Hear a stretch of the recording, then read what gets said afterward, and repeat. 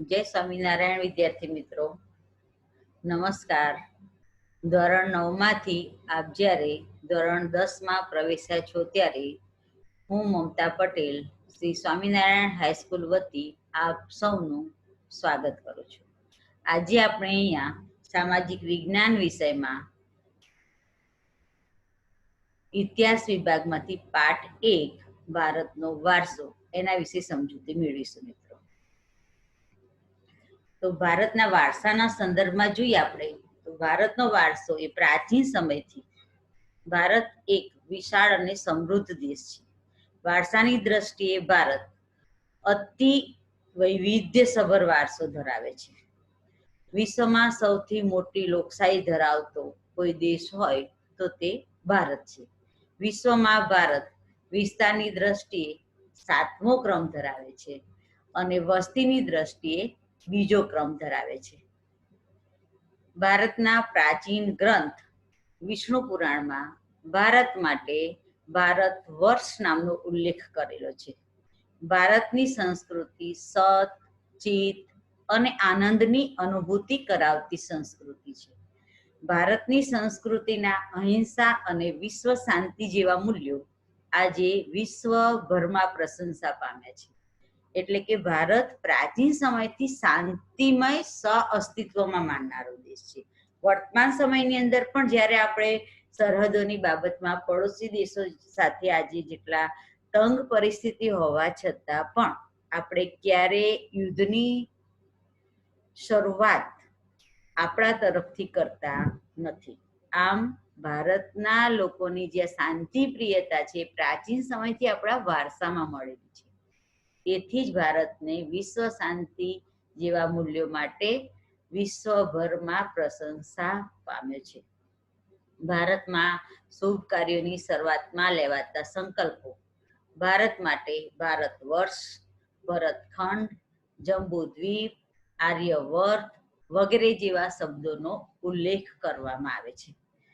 ભારતની ઉત્તરે હિમાલય, પૂર્વ, પશ્ચિમ તથા દક્ષિણ દિશાએ સમુદ્ર જેવી કુદરતી સીમાઓ ધરાવે છે. તો આ દ્રષ્ટિએ જોઈએ આપણે તો ભારતનું સ્થાન પણ પૃથ્વીના ગોળાર્ધમાં ભારતનું સ્થાન અતિ મહત્વ ધરાવે છે. સ્થાનની દ્રષ્ટિએ જોઈએ તો ભારત તે ઉત્તર પૂર્વ ગોળાર્ધમાં એશિયા ખંડની દક્ષિણે આવેલો દેશ છે. હિન્દ મહાસાગરના મથાળે છે. એટલે આ દ્રષ્ટિએ પણ વિશ્વમાં એનું સ્થાન અતિ મહત્વનું છે. પૂર્વના અને પશ્ચિમના દેશોના માર્ગમાં આવતો દેશ છે. દરિયાઈ સરહદે, દરિયાઈ સીમા અને જમીન માર્ગમાં વચ્ચેના માર્ગમાં આવતો દેશ હોવાથી પણ એનું વેપાર વાણિજ્યની દ્રષ્ટિએ ઘણું મહત્વ ધરાવતો દેશ છે. આ એને કુદરતે મળેલી અણમોલ ભેટ છે. ભારતની ઉત્તરે હિમાલય છે. હિમાલય પણ કુદરતી સીમા ધરાવે છે, કુદરતી સરહદ છે આપણી, અને કુદરતી રીતે આપણને સંરક્ષણ પૂરું પાડે છે સરહદી દ્રષ્ટિએ. ભારતે આપણને અને વિશ્વની પ્રજાને સમૃદ્ધ અને વૈવિધ્યપૂર્ણ સાંસ્કૃતિક વારસો આપ્યો છે. તો મિત્રો, સંસ્કૃતિ એટલે શું પહેલા જોઈશું આપણે, પછી સાંસ્કૃતિક વારસા વિશે સમજૂતી લઈશું. તો સંસ્કૃતિ એટલે માનવ મનનું ખેડાણ, માનવીની ગુફાથી ઘર સુધીની વિકાસ યાત્રા. ગુફાથી ઘર સુધીની વિકાસ યાત્રા એટલે આપણે જોઈએ મિત્રો કે ગુફાથી એટલે કે માનવ વિકાસનો શરૂઆતનો તબક્કો, કે જે સમયે પૃથ્વી પર માનવીનો આવિર્ભાવ થયો એ સમયે માનવ એ પશુ જેવું જીવન જીવતો, પ્રાથમિક અવસ્થામાં હતો માનવી. એ સમયે એનામાં આવ્યું આધુનિકતા, સંસ્કૃતિ, સભ્યતા જેવા ગુણોનો વિકાસ થયેલો નહોતો. એટલે એ સમયેનો માનવી અને આજનો આધુનિક માનવી વચ્ચેનો જે સમયગાળો છે એને આપણે કહીએ ગુફાથી ઘર સુધીની વિકાસ યાત્રા. સંસ્કૃતિ એટલે માનવ મનનું ખેડાણ, કે ગુફાથી ઘર સુધી પહોંચવા માટે માનવી એના મનમાં ઉદ્ભવતા ભાવો, વિચારો, જે કઈ એના મનમાં ભાવ ઉદ્ભવ્યા, જે વિચારો ઉદ્ભવ્યા, અને એ વિચારોને નું મનોમંથન કરીને જે કઈ સંશોધન કર્યા, જે કઈ પ્રાપ્ત કર્યું, અને એનું પરિણામ એ આજનું આધુનિક માનવ. એટલે એને કહીએ આપણે કે માનવ મનનું ખેડાણ. અને એ બાબતમાં માનવ જીવનની ટેવો, મૂલ્યો, આચાર વિચાર, ધાર્મિક પરંપરાઓ, રહેણી કરણી અને જીવનને ઉચ્ચતમ ધ્યેય સુધી લઈ જતા આદર્શોનો સરવાળો. આ બધાનો સમાવેશ આપણા સાંસ્કૃતિક વારસામાં થાય છે. સંસ્કૃતિના અર્થની અંદર આ બધું આવી જાય છે. ટૂંકમાં કહીએ તો સંસ્કૃતિ એટલે જીવન જીવવાની રીત. વારસો, તો વારસો શબ્દ પણ આપણે ઘણી વખત આ શબ્દને પ્રયોજીએ છીએ, વારંવાર સાંભળીએ છીએ. તો વારસો એટલે શું એવું થાય આપણને. તેની વ્યાખ્યા જોઈએ આપણે, તેની પરિભાષા. તો વારસો એટલે પેઢી દર પેઢી આપણને આપણા પૂર્વજો પાસેથી મળેલી અમૂલ્ય ભેટ. પેઢી દર પેઢી એટલે આપણે આપણા પિતાશ્રી, એમના પિતા, દાદા, એમના દાદા, પરદાદા, આ બધા પાસેથી આપણને જે કંઈ પ્રાપ્ત થાય છે, જે કંઈ મળ્યું છે, જ્ઞાન, સંસ્કારો, વિચારો, કૌશલ્યો, આ બધાનો સમાવેશ એ આપણા વારસામાં થાય છે. એટલે પૂર્વજો પાસેથી મળેલી અમૂલ્ય ભેટ એ આપણો વારસો છે. તો આ વારસો એ બે પ્રકારનો છે. પેઢી દર પેઢી મળેલો જે વારસો છે એના બે પ્રકાર છે, પ્રાકૃતિક વારસો અને બીજો છે સાંસ્કૃતિક વારસો. પ્રાકૃતિક વારસો એટલે જોઈએ આપણે પહેલા, તો પ્રકૃતિ શબ્દ જ આપણને કુદરત તરફ દોરી જાય છે, કે જે આપણને કુદરત દ્વારા આપમેળે જે બાબતો પ્રાપ્ત થાય છે બધાનો સમાવેશ પ્રાકૃતિક વારસામાં થાય છે. તેની વ્યાખ્યા જોઈએ આપણે મિત્રો, તો પ્રકૃતિ, પર્યાવરણ અને માનવ જીવન એટલે કે કુદરતી પરિબળો, આપણી આસપાસનું વાતાવરણ અને માનવ પરસ્પર એકબીજા સાથે સંકળાયેલા છે. અને એ ત્રણેય વચ્ચેના નિકટતમ સંબંધોનું પરિણામ એટલે પ્રાકૃતિક વારસો. તેની વ્યાખ્યા લખવી હોય તો શોર્ટમાં લખાય કે પ્રકૃતિ, પર્યાવરણ અને માનવ જીવન વચ્ચેના નિકટતમ સંબંધોનું પરિણામ એટલે પ્રાકૃતિક વારસો. આમ પ્રાકૃતિક વારસો એ આપણને કુદરત તરફથી મળેલી અમૂલ્ય ભેટ છે, કે જે આપણને આપોઆપ કુદરત દ્વારા જ પ્રાપ્ત થઈ. એમાં માનવીને કોઈ પ્રયત્ન કરવા પડતા નથી. વરસાદ લાવવા માટે આપણે પ્રયત્ન નથી કરવા પડતા. વાતાવરણ, આબોહવા, આ બધું કુદરતી રીતે જ મળી આવે છે. ખનીજો, જમીન, આ પર્વતો, નદીઓ, આ બધું કુદરતની ભેટ છે જે આપણા વિકાસ માટે મહત્વ ધરાવે છે. એટલે એ બધો આપણો પ્રાકૃતિક વારસો છે. પ્રકૃતિ એ આપણી મૂળભૂત જીવન જરૂરિયાતો માટે આશીર્વાદરૂપ છે. આ જે પ્રાકૃતિક પરિબળો છે, આપણી મૂળભૂત જે જરૂરિયાતો છે, અસ્તિત્વને ટકાવવા માટેની મૂળભૂત જરૂરિયાતો, એ એના દ્વારા જ આપણે પ્રત્યક્ષ કે પરોક્ષ રીતે પૂરી કરી શકીએ છીએ. જેવી કે ખોરાક, પાણી, રહેઠાણ, શુદ્ધ હવા, આ બધી જ જરૂરિયાતો એ કુદરત દ્વારા આપણને મળેલી છે. પ્રકૃતિ સાથેનો આપણો વ્યવહાર શ્રદ્ધાપૂર્વક હોવાના ઉદાહરણો પંચતંત્રની વાર્તાઓ અને બૌદ્ધ ધર્મની જાતક કથાઓમાં જોવા મળે છે. આપણા લોકસંગીત અને શાસ્ત્રીય સંગીતમાં પણ ઋતુઓ અને પ્રકૃતિ સાથેનો સંબંધ જોવા મળે છે. એટલે કે આપણા વારસામાં જે લોકોએ લોક સંગીતો રચેલા છે, શાસ્ત્રીય સંગીતની રચના કરી છે, એ બધાની રચનામાં આ પ્રાકૃતિક પરિબળોના આધારભૂત એની રચના કરી, એના આધારે એનું સર્જન થયેલું છે. આપણા જે ગીતો છે, તહેવારો, કવિતાઓ, ચિત્રોમાં પણ પ્રકૃતિ અને ઋતુ ચક્રનું નિરૂપણ જોવા મળે છે. એના આધારે જ એ બધાનું સર્જન થયેલું છે.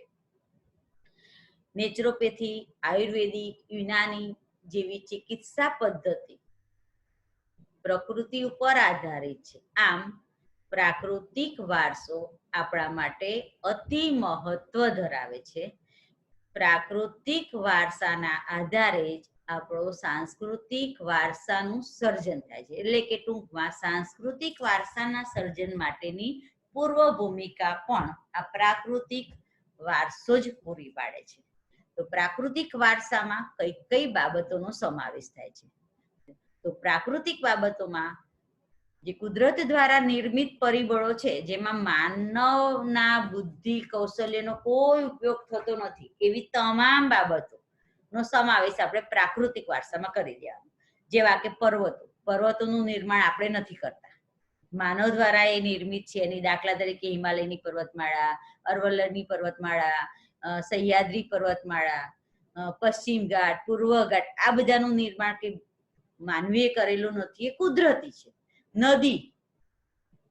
નદીઓનું નિર્માણ, એના પરિવહન ક્ષેત્ર, એનો પરિવહન માર્ગ, આ બધું કુદરત નિર્મિત છે.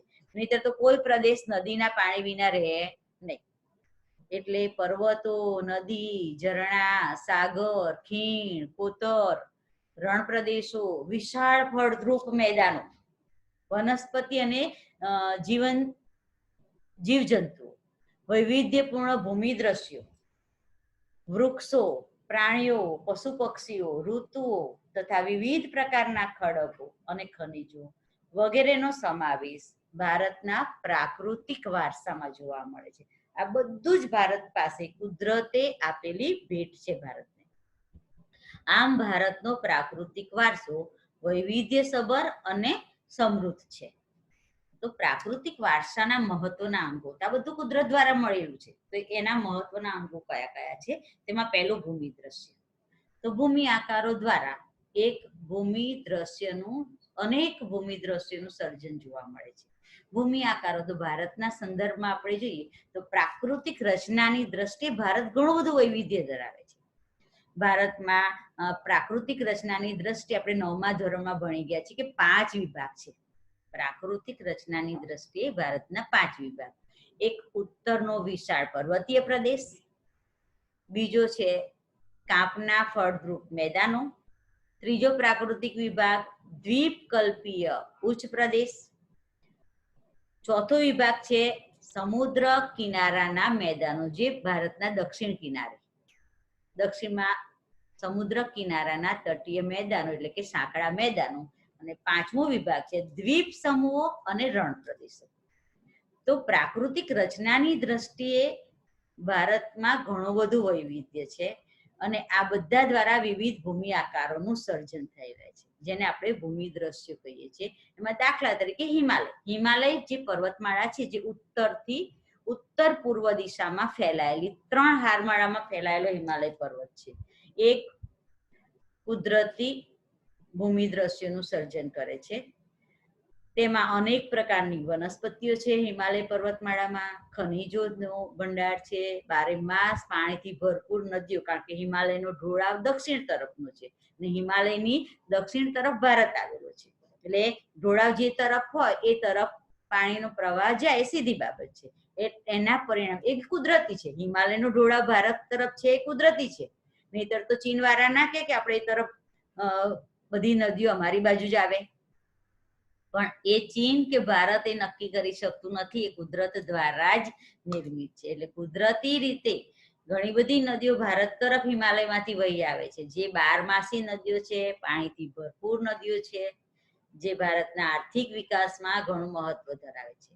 જંગલો અને ગિરિનગરો, પવિત્ર યાત્રાધામ જેવા કે અમરનાથ, કેદારનાથ, બદ્રીનાથ પણ આ હિમાલય પર્વતમાળામાં આવેલા છે. આમ ભારત માટે હિમાલય એ ઘણું મહત્વ ધરાવે છે.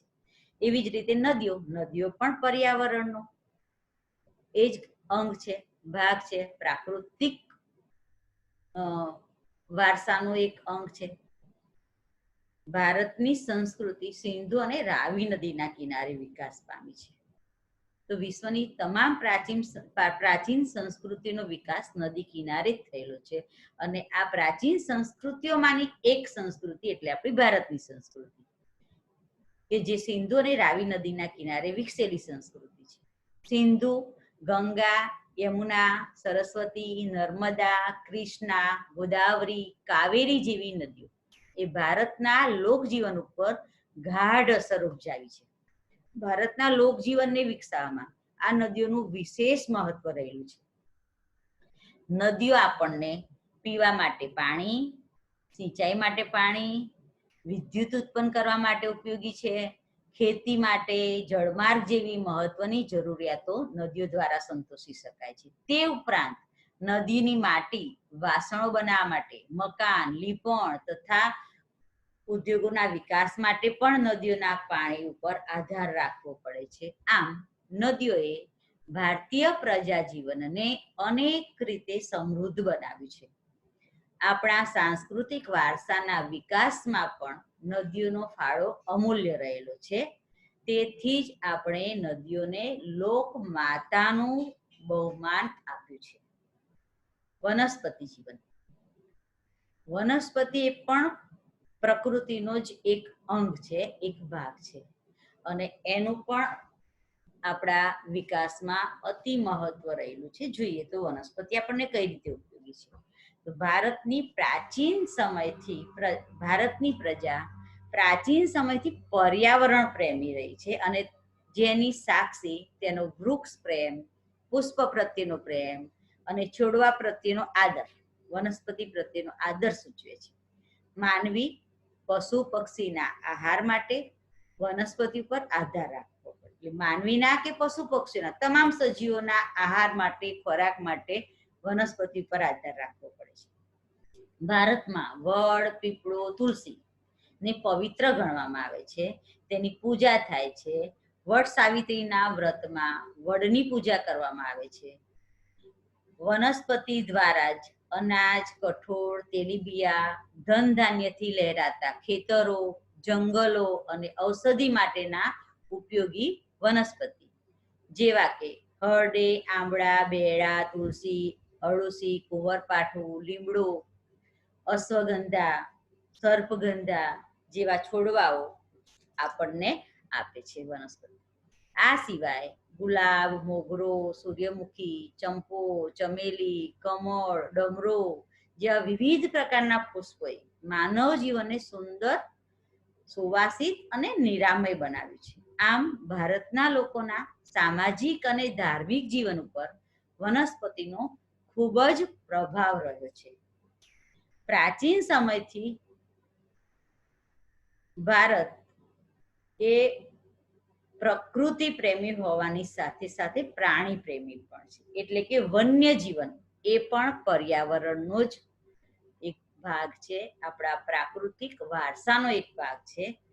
એટલે ભારત પ્રાચીન સમયથી પ્રાણી પ્રેમી સંસ્કૃતિ પણ ધરાવે છે.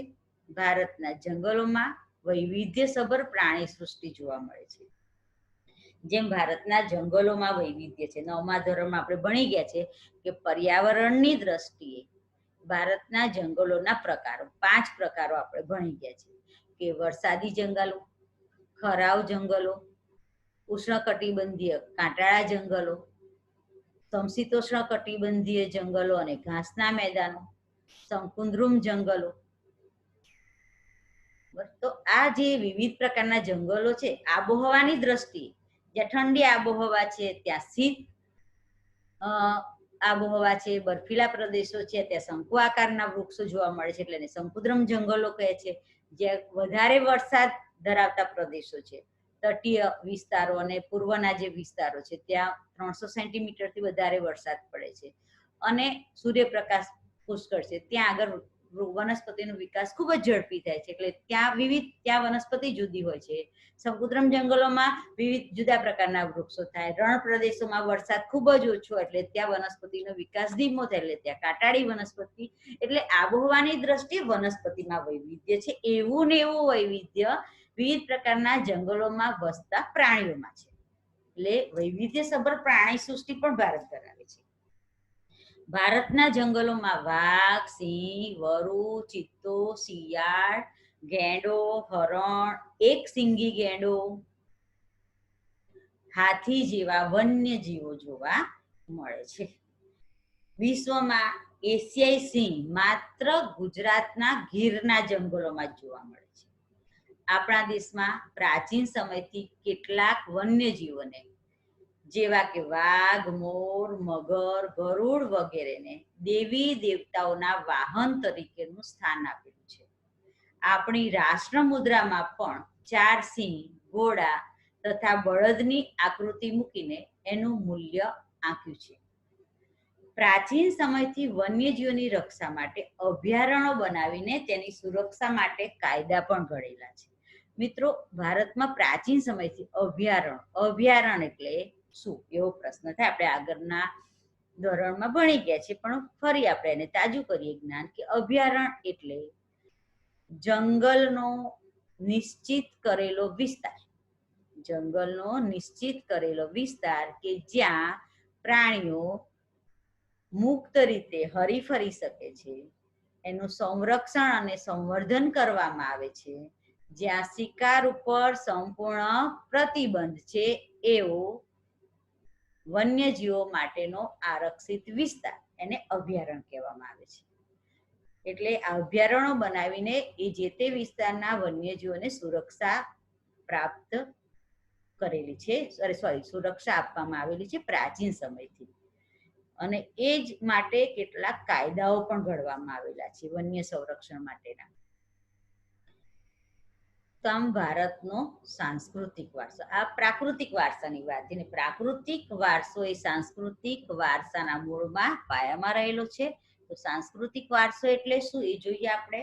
તો ભારતે વિશ્વને વૈવિધ્યસભર અને સમૃદ્ધ સાંસ્કૃતિક વારસાની ભેટ આપી છે. પ્રાકૃતિક વારસો વૈવિધ્યસભર છે, એના આધારે સાંસ્કૃતિક વારસામાં પણ ઘણું બધું વૈવિધ્ય છે. સાંસ્કૃતિક વારસો એટલે શું એનો અર્થ જોઈએ આપણે. તો સાંસ્કૃતિક વારસો એ માનવ સર્જિત વારસો છે. સાંસ્કૃતિક વારસાનું નિર્માણ માનવ દ્વારા થયેલું છે. માનવ નિર્મિત બાબતોનો સમાવેશ સાંસ્કૃતિક વારસામાં થાય છે કે જેમાં માનવીએ પોતાની બુદ્ધિ, શક્તિ, કલા, કૌશલ્ય અને આવડત દ્વારા જે કંઈ પ્રાપ્ત કર્યું છે, જે કંઈ સર્જન કરેલું છે, તેને સાંસ્કૃતિક વારસો કહેવામાં આવે છે. સાંસ્કૃતિક વારસામાં કઈ કઈ બાબતોનો સમાવેશ થાય એવો પ્રશ્ન થાય આપણને કે ચલો માનવ નિર્મિત વારસો ખરો, પણ એમાં કઈ કઈ બાબતો લઈ. તો ટૂંકમાં માનવીએ જેનું નિર્માણ કર્યું હોય એ માનવ દ્વારા તૈયાર થયેલું હોય, માનવ નિર્મિત બધી બાબતો આવે, જેવી કે મંદિરો, મસ્જિદો, શિલાલેખો, સ્તૂપો, વિહાર, ચૈત્ય, રાજમહેલ, દરવાજા, ઇમારતો, ઉત્ખનન કરેલા સ્થળો, ઐતિહાસિક સ્મારકો, આપણા સ્વાતંત્ર્ય સંગ્રામના ઐતિહાસિક સ્થળો વગેરે બાબતોનો સમાવેશ સાંસ્કૃતિક વારસામાં કરવામાં આવે છે. આ ઉપરાંત પણ બીજી કેટલીક બાબતો છે એ જે સાંસ્કૃતિક વારસામાં આવે છે કે જેમાં ભાષા, લિપિ, અંક, 0 1 થી 10 સુધીના જે અંકોની શોધ થઈ છે તે, શૂન્યની શોધ, ગણિત, ખગોળ, સાહિત્ય, ધર્મ, યુદ્ધશાસ્ત્ર, રાજ્યશાસ્ત્ર જેવા વિવિધ વિજ્ઞાનો જેવી ઘણી બધી મહત્વની શોધોનો સમાવેશ પણ આપણા સાંસ્કૃતિક વારસામાં થાય છે. પ્રાગ ઐતિહાસિક સમયથી ભારતે વિશ્વને સાંસ્કૃતિક વારસાની ઘણી બધી બાબતોની ભેટ આપી છે. તો જોઈએ આપણે પ્રાગ ઐતિહાસિક સમય એટલે કયો સમયગાળો એવો પ્રશ્ન થાય આપણને, સ્વાભાવિક છે. તો પ્રાગ ઐતિહાસિક સમય એટલે ઐતિહાસિક સમયગાળો એટલે ભૂતકાળ, પાસ્ટ, જે સમય વીતી ગયો છે તે. તેમાં પાછો પ્રાગ ઐતિહાસિક સમયગાળો એટલે કે માનવ વિકાસનો શરૂઆતનો તબક્કો કે જે સમયે માનવીએ લેખન અને લિપિની શોધ કરી નહોતી. જે સમયગાળો કે જે પાષાણ યુગ જેને કહીએ છીએ આપણે, શરૂઆતનો તબક્કો, એ સમયગાળો એટલે પ્રાગ ઐતિહાસિક યુગ. એ સમયે લેખન લિપિની શોધ થઈ નહોતી એટલે લેખિત પુરાવા ક્યાંય એ સમયના મળતા નથી. તો સાંસ્કૃતિક વારસાની ઘણી બધી બાબતો એ સમયથી વિશ્વને ભેટ આપી છે. દાખલા તરીકે શિલ્પ સ્થાપત્યની કળા આશરે 5000 વર્ષ જેટલી પ્રાચીન છે, જેમાં સિંધુ સંસ્કૃતિના પ્રાચીન અવશેષોનો પણ સમાવેશ થાય છે, જેમ કે તેમાંથી મળી આવેલા દેવી દેવતાઓની પ્રતિમાઓ, માનવ શિલ્પ, પશુઓ તથા રમકડા, તેમજ દાઢીવાળા પુરુષનું શિલ્પ અને નર્તકીની મૂર્તિ જોઈને આપણને ગૌરવની લાગણી જન્મે છે. આ ઉપરાંત મૌર્ય યુગની ઊંધા કમળ ઉપર સિંહ અને વૃષભનું શિલ્પ, સારનાથની ધર્મચક્ર પ્રવર્તન વાળી મહાત્મા ગૌતમ બુદ્ધની પ્રતિમા, જૈન તીર્થકરોની પ્રતિમા, રાષ્ટ્રકૂટ રાજાઓના સમયની ઇલોરાની ગુફાઓ, નિહાળતા આપણને આપણા સાંસ્કૃતિક વારસા પ્રત્યે આદર અને ગર્વ અનુભવાય છે. તો ગુજરાત, તો આપણે ગુજરાતમાં રહીએ છીએ મિત્રો, એટલે ગુજરાતના સાંસ્કૃતિક વારસા વિશે તો આપણને જાણકારી હોવી જ જોઈએ. તો ગુજરાતનો સાંસ્કૃતિક વારસો શું છે? તો ગુજરાતના સાંસ્કૃતિક, પૌરાણિક અને પુરાતત્વીય સ્થળો. તેમાં પહેલું જોઈએ લોથલ. લોથલ, રંગપુર, ધોળાવીરા, રોજડી આપણા પ્રાચીન નગરો છે. સિંધુ સંસ્કૃતિના અવશેષોમાં પણ લોથલ, ધોળાવીરા આવે છે.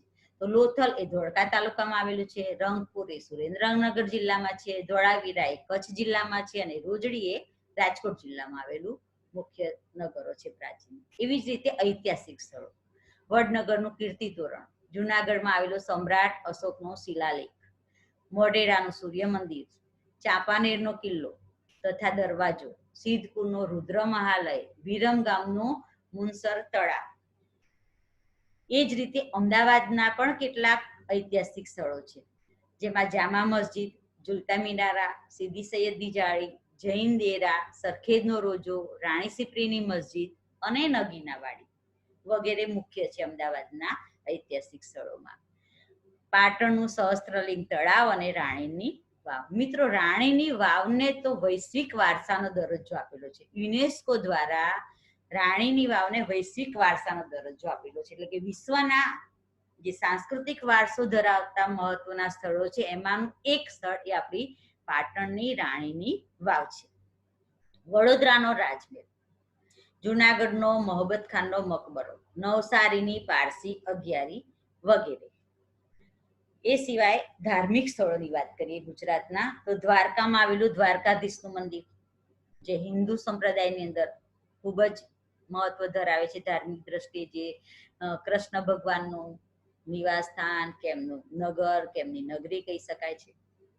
12 જ્યોતિર્લિંગ પૈકીનું એક સોમનાથ, એ પણ સૌરાષ્ટ્રમાં આવેલું છે. સોમનાથનું મંદિર સમુદ્ર કિનારે છે. ઉત્તર ગુજરાતમાં અંબાજી, બનાસકાંઠા જિલ્લો, બોચરાજી જે મહેસાણા જિલ્લામાં છે, મહાકાળીનું મંદિર, પાવાગઢ જે પંચમહાલ જિલ્લામાં આવેલું છે, મીરા દાતાર, ઉનાવા પાટણ જિલ્લામાં છે, જૈન તીર્થ પાલીતાણા ભાવનગર જિલ્લો, રણછોડરાયજીનું મંદિર ડાકોર ખેડા જિલ્લામાં આવેલું છે, શામળાજી અરવલ્લી જિલ્લામાં, એ પણ અતિ પ્રાચીન મંદિર છે કૃષ્ણ ભગવાનનું વગેરે ગુજરાતના ધાર્મિક મહત્વ ધરાવતા તીર્થ સ્થાનો છે. એવી જ રીતે સાંસ્કૃતિક મહોત્સવ અને પ્રવાસના સ્થળો ગુજરાતમાં દર વર્ષે કેટલાક સ્થળોએ કેટલાક મહોત્સવ ઉજવાય છે, અને જે સ્થળો પ્રવાસ પર્યટન માટે પણ મહત્વ ધરાવે છે. એમાં પોળો વિજયનગર સાબરકાંઠા જિલ્લામાં આવેલું છે. પતંગોત્સવ અને કાંકરિયા કાર્નિવલ જે અમદાવાદ ખાતે યોજવામાં આવે છે. તાનારીરી મહોત્સવ વડનગર ખાતે, ઉત્તરાયણ નૃત્ય મહોત્સવ મોઢેરા ખાતે, અને રણોત્સવ કચ્છ જિલ્લો. તો આ સાંસ્કૃતિક મહોત્સવોને માણવા માટે દેશમાંથી અને વિદેશમાંથી ઘણા બધા લોકો આ સ્થળોની મુલાકાત લે છે, એટલે એનું પ્રવાસના સ્થળો તરીકે પણ મહત્વ ધરાવે છે. ગુજરાતમાં ઉજવાતા મેળાઓ પ્રાચીન સમયની અંદર મનોરંજન માટે અને ખરીદી માટે, જે અત્યારે શોપિંગ મોલો હોય છે, એ વખતે ત્યારે શોપિંગ મોલો હતા નહીં. એ સમય જ્યારે આ બધા મેળા ભરાય ને ત્યારે બધા ખરીદી કરી લેતા, હાટડીઓ ભરાતી, નાની નાની દુકાનો છે. તો એનું બહુ જ મહત્વ હતું પ્રાચીન સમયમાં. તે એવા મેળાવડાઓ આજે પણ ઘણી જગ્યાએ ભરાય છે. મોઢેરાનો મેળો મહેસાણા જિલ્લામાં શ્રાવણ વદ અમાસના દિવસે ભરાય છે. એવી જ રીતે ભાદરવી પૂનમનો મેળો અંબાજી ખાતે જે બનાસકાંઠા જિલ્લામાં આવેલું છે, એ પણ ભાદરવી પૂનમના દિવસે ભરાય છે. ભવનાથનો મેળો ગિરનાર જુનાગઢ જિલ્લામાં આવેલું છે, જે મહાવદ નોમથી 12 સુધી ભવનાથનો મેળો ભરાય છે. તરણેતરનો મેળો એ ભાદરવા સુદ 4 થી 6 સુધીમાં ભરાય છે, જે સુરેન્દ્રનગર જિલ્લામાં છે. વૌઠાનો મેળો કારતક સુદ પૂનમના દિવસે ભરાય છે, જે ધોળકા ખાતે અમદાવાદ જિલ્લામાં ભરાય છે. વૌઠાના મેળામાં ગધેડાની ખરીદ વેચાણ થાય છે. ડાંગ દરબારનો મેળો આહવા ડાંગ જિલ્લામાં આવેલું છે, જ્યાં ફાગણ સુદ પૂનમના દિવસે મેળો ભરાય છે ડાંગ દરબારનો. એવી જ રીતે માધવપુરનો મેળો ચૈત્ર સુદ 9 થી 13 સુધી જે પોરબંદર ખાતે માધવપુર ખાતે ભરાય છે. એવી જ રીતે ગુફા સ્થાપત્ય ગુજરાતમાં. તો ગુજરાતમાં પ્રાચીન સમયમાં કેટલીક ગુફાઓનું પણ જૈન ધર્મ અને બૌદ્ધ ધર્મના અનુયાયીઓએ એનું નિર્માણ કરેલું છે.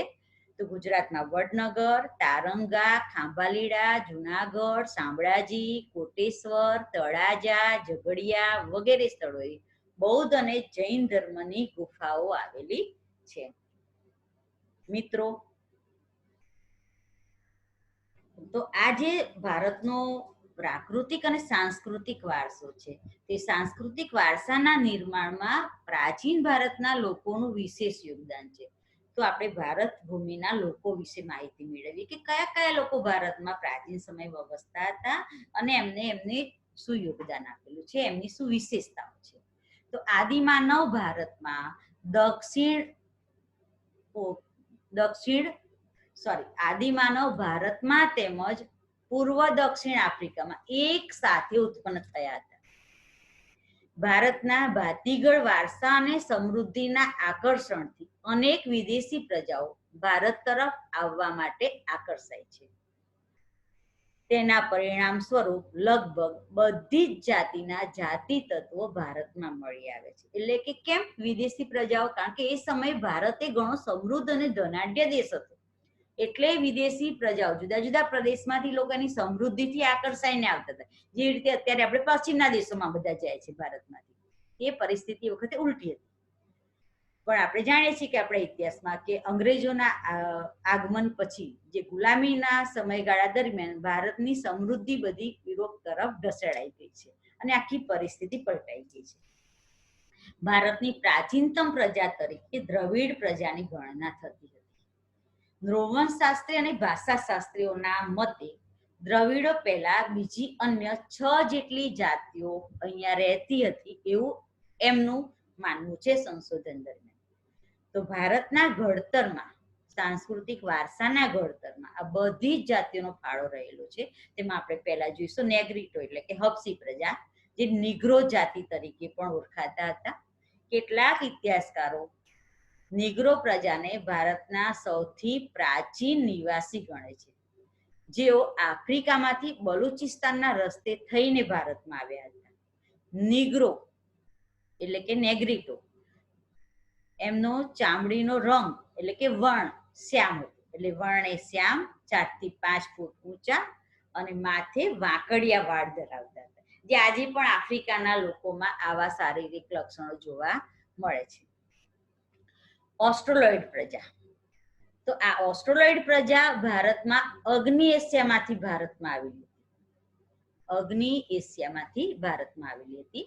ઓસ્ટ્રોલોઇડ પ્રજા પણ રંગે શ્યામ, લાંબુ અને પહોળું માથું, ચપટું નાક, ટૂંકું કદ એમની શારીરિક વિશેષતાઓ હતી. આર્યો એમને નિષાદ કહેતા. આ યાદ રાખજો મિત્રો, એક વાક્યમાં કે એક શબ્દમાં જવાબ આપો. એમાં પૂછાય કે ઓસ્ટ્રોલોઇડ પ્રજાને આર્યો કયા નામથી ઓળખતા હતા? તો યાદ રાખવાનું કે નિષાદ કહેતા. ભારતની કોલ અને મુંડા જાતિ, અસમની ખાસી પ્રજા, નિકોબાર અને બ્રહ્મદેશ એટલે હાલનું મ્યાનમાર, આ બધા પ્રદેશોની જે જાતિઓ વસે છે એ જાતિઓમાં આ પ્રજાના લક્ષણો વિશેષ જોવા મળે છે.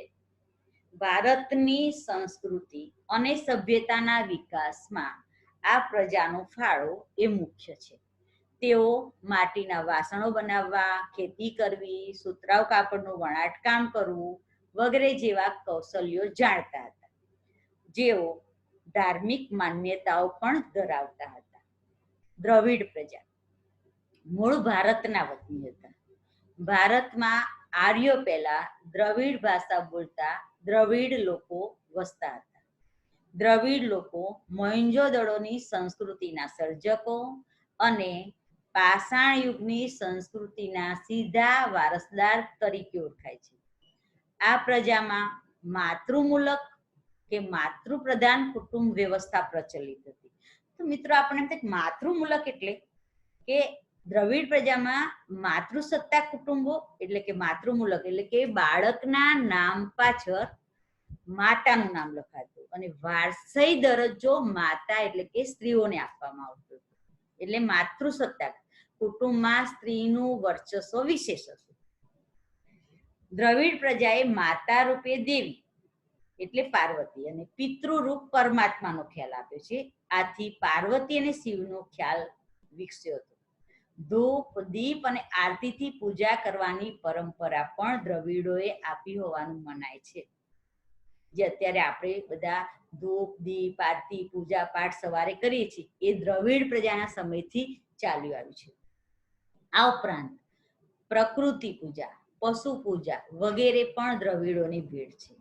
દ્રવિડોએ અવકાશી ગ્રહોના ક્ષેત્રમાં હોળી તરાપા કાતણ કલા વણાટ કલા રંગ કામ જેવા ક્ષેત્રોમાં વિશેષ પ્રદાન આપ્યું છે.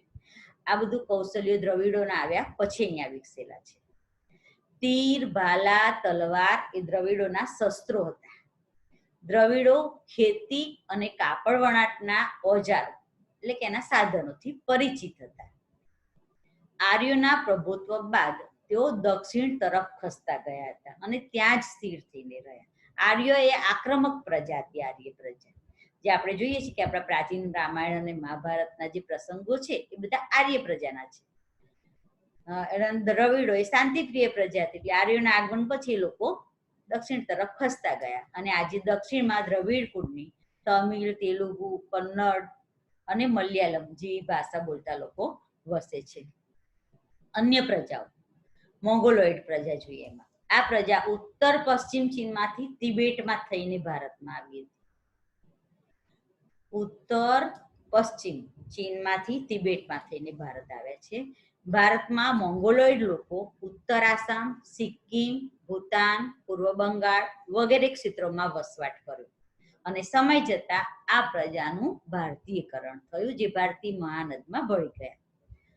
એમના શારીરિક લક્ષણો જોઈએ આપણે તો મોંગોલોઇડ પ્રજા વર્ણે પીળો વર્ણ ધરાવી. ચામડીનો રંગ એમનો પીળો હતો. ચપટો ચહેરો ઉપસેલા ગાલ અને બદામ આકારની આંખો હતી.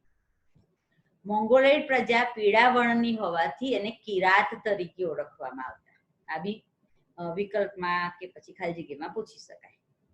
અલ્પાઇન ડિનારિક અને આર્મેનોઇડ આ ત્રણ જે પ્રજા છે ત્રણેય પ્રજાના શારીરિક લક્ષણો એટલે કે સમાન ભૌતિક ગુણધર્મો ધરાવતી પ્રજા છે. આ પ્રજા કે જે મધ્ય એશિયામાંથી આવેલી પ્રજાઓ છે. આ પ્રજાના અંશો ખાસ કરીને મહારાષ્ટ્ર બંગાળ ઓરિસ્સા ગુજરાત અને સૌરાષ્ટ્રમાં વધુ જોવા મળે છે. ત્યાર પછી આર્ય પ્રજા ભારતની સંસ્કૃતિના વિકાસમાં આર્યોનું સૌથી વિશેષ યોગદાન છે. ભારતના સાંસ્કૃતિક વિકાસમાં આર્ય પ્રજા સમકાલીન પ્રજા કરતા વિકસિત પ્રજા બધી જે સમકાલીન પ્રજામાં સૌથી વિકસિત પ્રજા હોય તો એ આર્યો હતા. ભારતમાં આર્ય સભ્યતાના નિર્માતાઓ આર્ય એટલે કે નોર્ડિક લોકો હતા. આર્યોને બીજા કયા નામથી ઓળખાય છે? નોર્ડિક. પ્રાચીન કાળમાં હિન્દુઓ આર્ય કહેવાતા. તેઓની વસ્તી જે પ્રદેશમાં હતી તે પ્રદેશને આર્યવર્ત નામ અપાયું હતું. આર્યોની વસ્તી જે પ્રદેશમાં હતી એને શું કહેવાતું? આર્યવર્ત. પ્રાચીન સમયમાં પ્રથમ આર્ય પ્રજા વાયવ્ય ભારતમાં આવી હતી. એટલે આર્યોનું આગમન ભારતમાં થયું તો કયા પ્રદેશમાં? વાયવ્ય. ભારતની અત્યારે વાયવ્ય સરહદે કયો દેશ છે? તો પાકિસ્તાન અફઘાનિસ્તાન ઉત્તરે. તો આ બધા પ્રદેશોમાં એ લોકોની શરૂઆત થઈ આગમન. આ પ્રદેશમાં 7 મોટી નદીઓ હોવાના કારણે તેમણે તે પ્રદેશનું સપ્ત સિંધુ એવું નામ આપ્યું. આર્યોએ આ પ્રદેશને સપ્ત સિંધુ 7 મોટી નદીઓ આ પ્રદેશમાંથી વહી જાય છે. સિંધુ રાવી બિયાસ ઝેલમ ચિનાબ સતલજ જેવી નદીઓ અહીંથી વહેતી હોવાથી એને સપ્ત સિંધુ નામ આપ્યું છે. વૈદિક કાળમાં આર્ય રાજા ભરત કે ભરત કુળના નામ ઉપરથી આ વિશાળ પ્રદેશ ભારત ભૂમિ ભરત ખંડ ભારત વર્ષ કે ભારત જેવા નામોથી ઓળખાય. આર્યો પ્રકૃતિ પ્રેમી હતા. તેઓ વૃક્ષો પહાડો સૂર્ય વાયુ નદી વરસાદ વગેરેની પૂજા આરાધના કરતા હતા. તેમણે દરેકની સ્તુતિઓ અને ઋચાઓની રચના કરી હતી. સમયાંતરે તેમાંથી ધાર્મિક વિધિ વિધાનો શરૂ થયા. ત્યાર પછી યજ્ઞાદિ ક્રિયાઓ ભારતમાં શરૂ થઈ. ભારતમાં આવેલી વિવિધ પ્રજાઓની સંસ્કૃતિના વિશિષ્ટ લક્ષણો તત્વો અપનાવી લઈને એક સમન્વય સંસ્કૃતિનું સર્જન થયું છે. સમયાંતરે ભારતમાં આવીને વસેલી આ બધી જ જાતિઓ લગ્ન સંબંધો દ્વારા આ પ્રજાનું સંમિશ્રણ થતું ગયું અને એક વિશિષ્ટ રહેણીકરણી અનેક ભાષાઓ, વિચારો, માન્યતાઓનો પણ સમન્વય થતો ગયો. આમ પ્રારંભ કાળથી જ આપણા દેશમાં એક સમન્વયકારી સંસ્કૃતિનું નિર્માણ થતું ગયું. ભારતની સમન્વયકારી સંસ્કૃતિના આકર્ષણના કારણે વિદેશી પ્રજાઓ ભારતમાં આવી. આમ વિદેશી પ્રજાઓના આગમનનો નવો દોર શરૂ થયો. ઈસવીસન પૂર્વની બીજી સદીની શરૂઆતથી જ વિદેશી પ્રજાના આગમનનો એક નવો યુગ શરૂ થયો. સિકંદરની ભારત ઉપરની ચઢાઈથી ગ્રીક પ્રજા ભારતમાં આવી. ત્યાર પછી શક, કુષાણ, પહલવ, હુણ વગેરે પ્રજાઓ ભારતમાં આવી. આ પ્રજાઓ સાથે લગ્ન સંબંધો, કૌટુંબિક સંબંધો, સામાજિક અને આર્થિક સંબંધો પરસ્પર બંધાતા ગયા. પછી તેઓ ભારતીય જ બની ગયા. પરસ્પર એકબીજા સાથે આ સંબંધોથી જોડાઈને ભારતીય મહાનદમાં ભળી ગયા. દાખલા તરીકે મિનેન્ડર નામનું ગ્રીક રાજવી મિલિંદ તરીકે ઓળખાય. વિદેશીઓના ભારતીયકરણમાં ધર્મે બહુ જ મહત્વનો ભાગ ભજવ્યો છે. આ બી વિકલ્પમાં ખાલી જગ્યામાં પૂછાય છે. દાખલા તરીકે કુષાણ રાજવી સમ્રાટ કનિષ્ક પ્રથમે બૌદ્ધ ધર્મ અપનાવીને તેનો પ્રચાર કર્યો.